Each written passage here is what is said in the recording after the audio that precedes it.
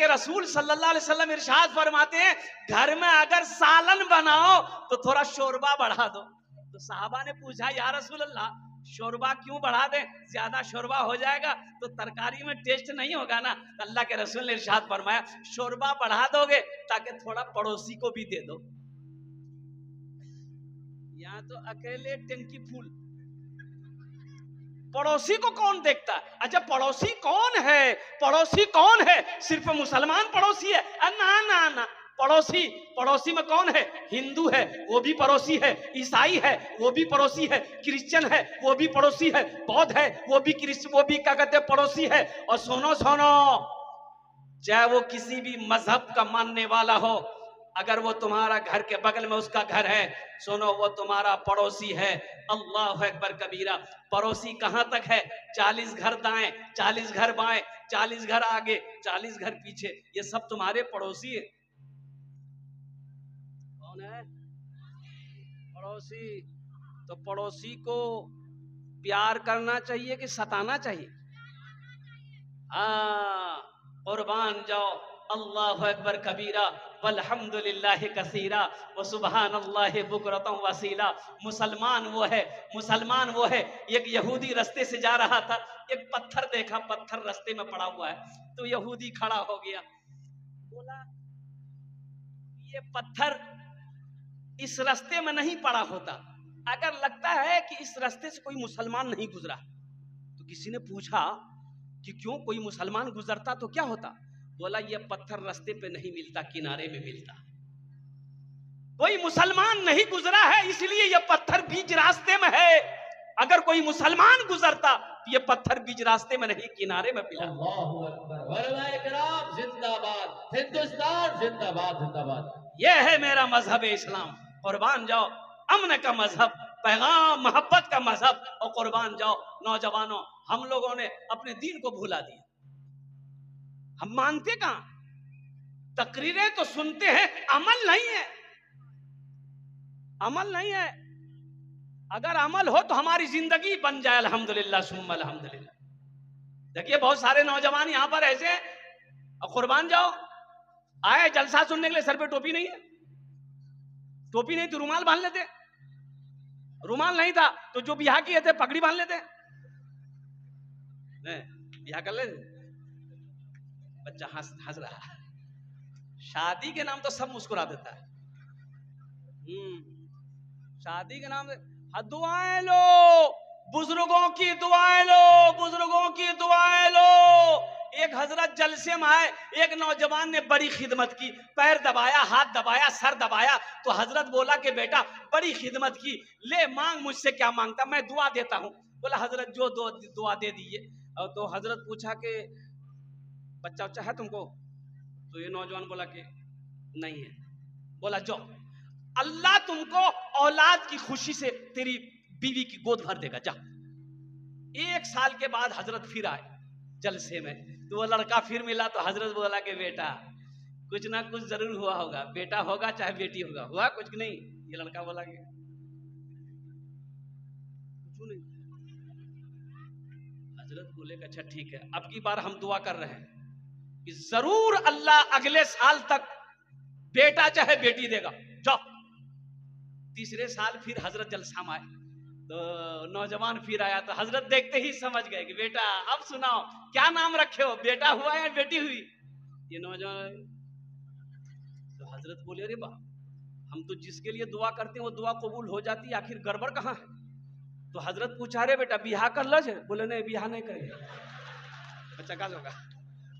अरे बच्चा होगा। दुआएं लो, पड़ोसी के हुकूक को अदा करो, माँ बाप का मकाम बड़ा ऊंचा है। ये मेरा मजहब इस्लाम का पैगाम है, ये मेरा मजहब इस्लाम कहता है। लोगों सिर्फ जलसा सुनने से नहीं होगा, अमल करना हो।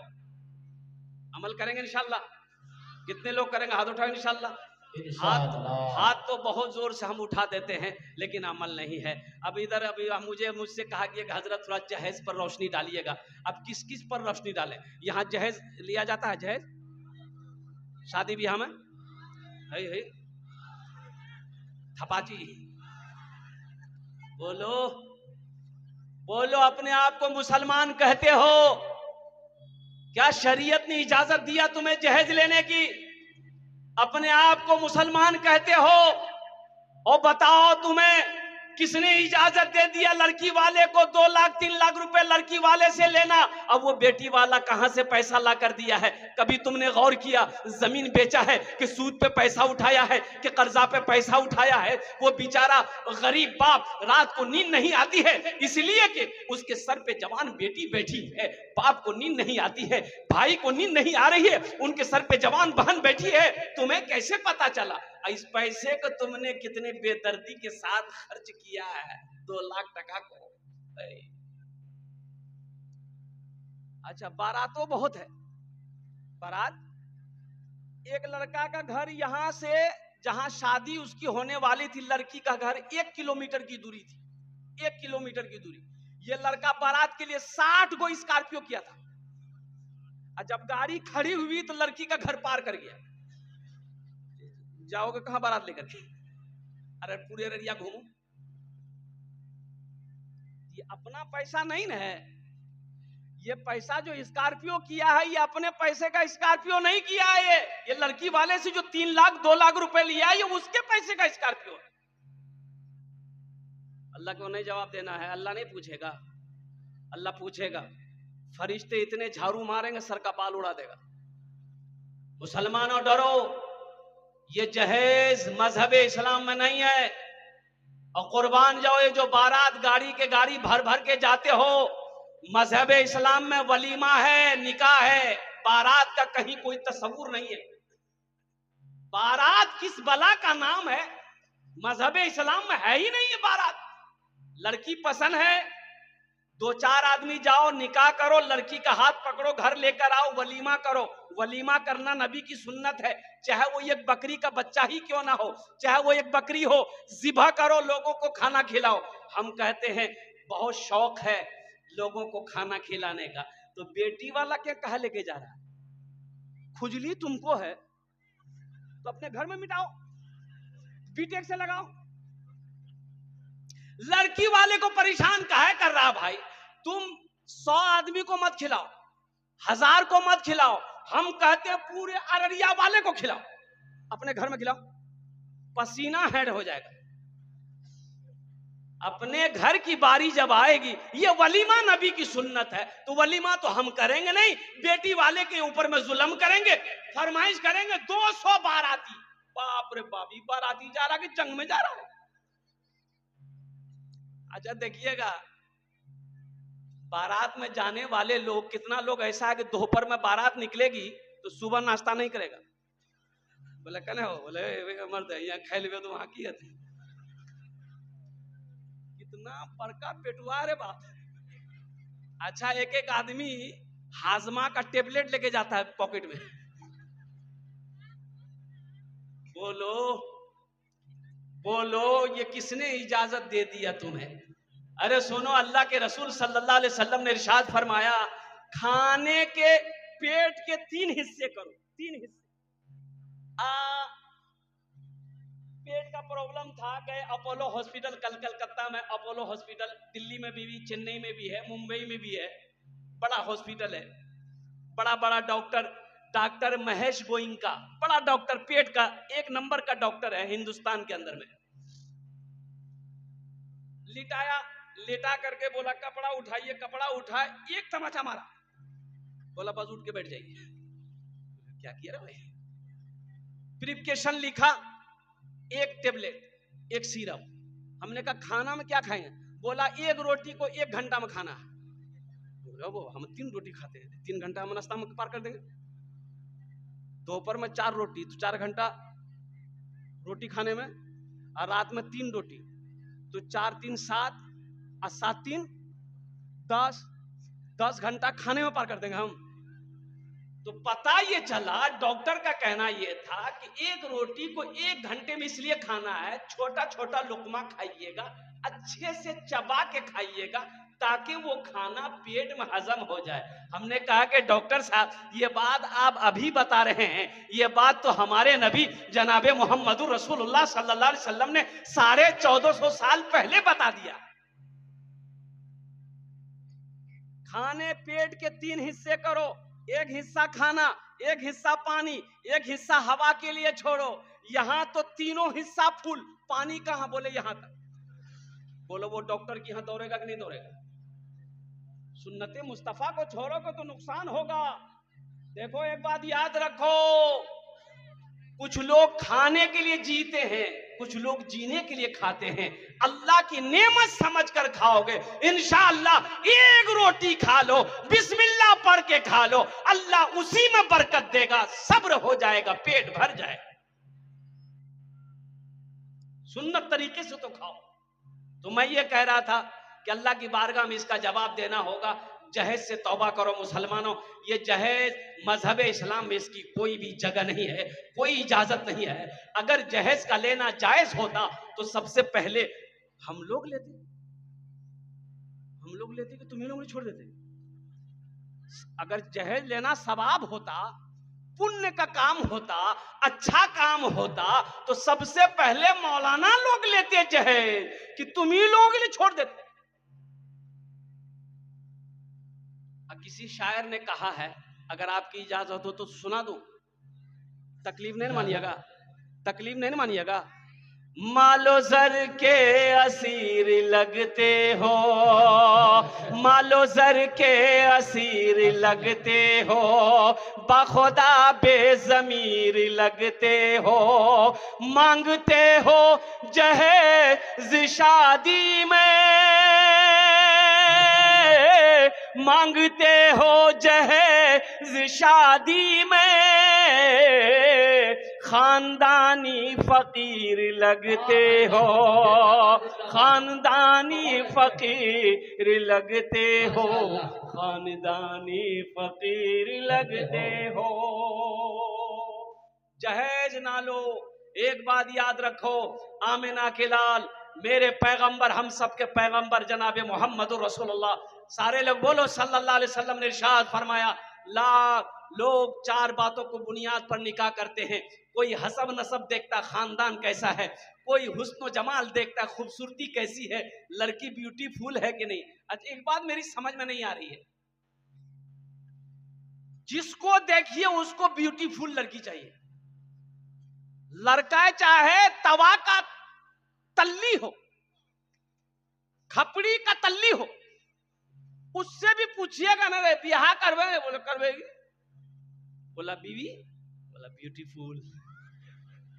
तो अपने तो ब्यूटीफुल नहीं है, लेकिन लड़की चाहिए ब्यूटीफुल। ये बताओ, अगर सब ब्यूटीफुल से करेगा तो ये सांवली लड़की कहां जाएगी, काली लड़की कहां जाएगी? और कुर्बान जाओ नौजवानों, छांटो मत। अल्लाह के रसूल ने इरशाद फरमाया, कोई हुस्न जमाल को देखता है, कोई खूबसूरती देखता है, कोई माल देखता है, पैसा वाला है कि नहीं है, कोठी वाला है कि नहीं है, जमीन वाला है कि नहीं है, कोई जायदाद देखता है, कोई खानदान देखता है।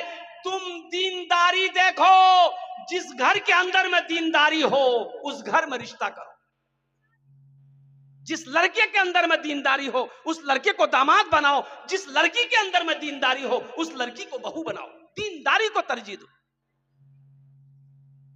यहां तो इसको तरजीह देते हैं लोग। बोले बात सही की गलत है? बोलिए। जमीन कितना है, जमीन कितनी है ये देखो, कोठी है कि नहीं है देखो, बिल्डिंग है कि ये नहीं देखो।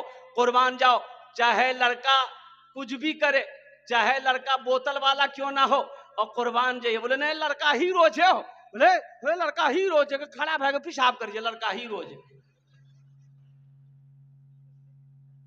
लड़का नमाजी है कि नहीं ये देखना जरूरी नहीं है, लड़का नशा तो नहीं करता ये देखना जरूरी नहीं है, उसकी जमीन तो है, 20 बीघा 25 बीघा जमीन का मालिक तो है। लड़के का बाप नमाजी है कि नहीं है ये देखने की जरूरत नहीं है, जमींदार तो है। अल्लाह के रसूल सल्लल्लाहु अलैहि वसल्लम ने इरशाद फरमाया, तुम दीनदारी को तरजीह दो। किसको तरजीह दो? अरे बोलो भाई, किसको तरजीह दो? दीनदारी को, जिस घर के अंदर में दीनदारी होगा, एक बात याद रखो, लड़का अगर नमाजी है इंशाअल्लाह तुम्हारी बेटी का हाथ पकड़ेगा, तुम्हारी बेटी से अगर वो निकाह करेगा इंशाअल्लाह उसे निभा देगा। इसलिए कि उसके दिल में अल्लाह अल्लाह के रसूल का खौफ है, डर है, आखिरत का खौफ होगा, दीन की मोहब्बत होगी, वो रिश्ते को रिश्ता समझेगा, वो निभा देगा। और जिस लड़के के अंदर में दीनदारी ना हो, अल्लाह अल्लाह के रसूल की मोहब्बत ना हो, डर ना हो, कुर्बान जाओ, वो कुछ भी कर सकता। एक लड़का ऐसे ही छांट रहा था, लोग दिखा दे राज कर रे, बोला नहीं का है, बोले इसका नाक टेढ़ा हटाई, इससे लड़की से करोगे, नहीं ये लड़की सांवली है, अच्छा हे लड़की से करोगे, बोले नहीं लड़की काली है, अच्छा सबको छांटे, कुछ ना कुछ ऐब निकाले, निकालते निकालते उम्र 40 साल हो गई। कितनी उम्र हो गई? तो उसका बहू नहीं बोला कि अब तुम्हारी शादी नहीं होगी, बोले का है, बोला अब बूढ़ा हो गया, अब तुमसे शादी कौन करेगा। ये नौजवान बोला कि अपने बहने से कैसा कीजिए, अब हम लड़की नहीं देखेंगे, आप देखिए, आप जो लड़की देख लीजिएगा हम निकाह कर लेंगे। इसका बहने बोला कि अच्छा ठीक है हम तुम्हारी शादी करवाते हैं। ये काली लड़की को देखा, बात चल गई, लड़का हकीकत में लड़की को नहीं देखा, बारात गई, निकाह करके लड़की को घर लेके आया लड़का, रात में बीवी के करीब गया, बीवी घूंघट उठा के जो सलाम की, लड़का वहीं बेहोश हो गया। तो बीवी सोच रही कौन कोई बीमारी छिड़ गई हो, पानी का गिलास था वहीं मुंह पे छींटा मारी, बोले अरे हम कुछ पूछने वाले थे आप पहले बेहोश हो गए। ये लड़का आंख खोला, बोला कि जो पूछना जल्दी पूछो नहीं तो फिर हम बेहोश हो जाएंगे। ये लड़की पूछी कि ये बताइए हम तो यहाँ नई नई आए हैं, ये बताइए किससे पर्दा करना किससे पर्दा नहीं करना है, आप मेरे शौहर हैं हमको बता दीजिए। तो वो लड़का बोला कि सुनो तुम किसी से पर्दा करो या ना करो लेकिन हमसे जरूर पर्दा करना। फिर लड़का बेहोश हो गया। सिर्फ ब्यूटीफुल ना देखो, खूबसूरती को ना देखो, सीरत देखो, सीरत। क्या देखना है? सीरत। सूरत तब तक है जब तक जवानी है, सूरत है, खूबसूरती है, जवानी ढल गई खूबसूरती खत्म है। लेकिन सीरत आज भी है, कल भी है, मौत की सुबह तक सीरत कायम रहेगी।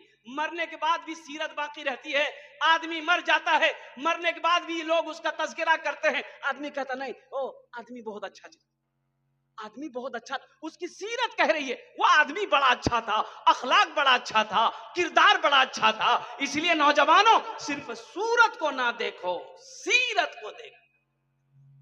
जहां सीरत सूरत दोनों मिल जाए अल्हम्दुलिल्लाह सुम्मा अल्हम्दुलिल्लाह। तो इसलिए रिश्तेदारी करना है, 4 चीजों पर लोग निस्बत पर, बातों पर निकाह करते हैं। तुम दीनदारी को तरजीह देना और तौबा करोगे इंशाअल्लाह। नौजवानों से खासकर कहना चाहता हूं, मेरे बच्चों तौबा करो कि ना जहेज लेंगे ना जहेज देंगे। कितने लोग तैयार, हाथ उठाओ इंशाअल्लाह। ना लेंगे ना देंगे इंशाअल्लाह। आज जो ले लिए हैं वापस नहीं होगा। ए दुनिया वालों छोड़ दो, ए दुनिया वालों छोड़ दो, आदत जहेज की अच्छी नहीं है रीत, रिवायत जहेज की।